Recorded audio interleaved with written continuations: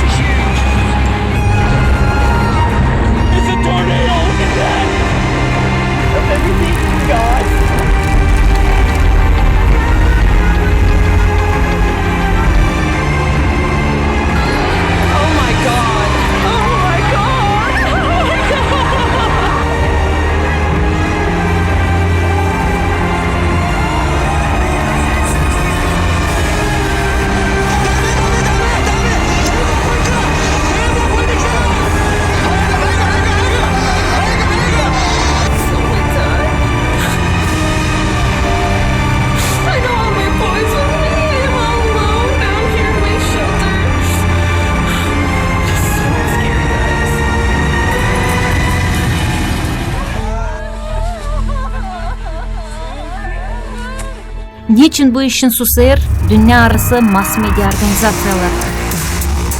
Nesoy riskleri saklayırlar insandan. Nesoy halis sebep, neden klimat bu kadar hızlı değişiyor.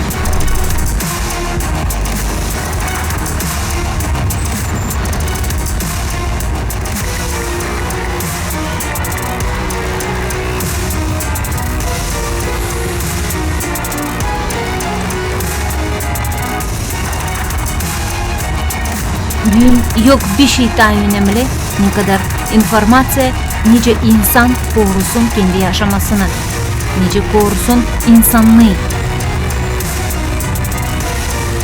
Hem kurtarma bizim dünyayı. Geldi vakit doğruluğu söyleme şimdi. Ta bizde var kana şans bir şey değiştirmeye. Dekabr ayın 4'ünde canlı yanında Halklar Arası Global Konferensiyası. Halklar Arası Konferensiyası Global Krizis. Doğruluk vakıdı. Konferensiya çevrilecek 100 dile.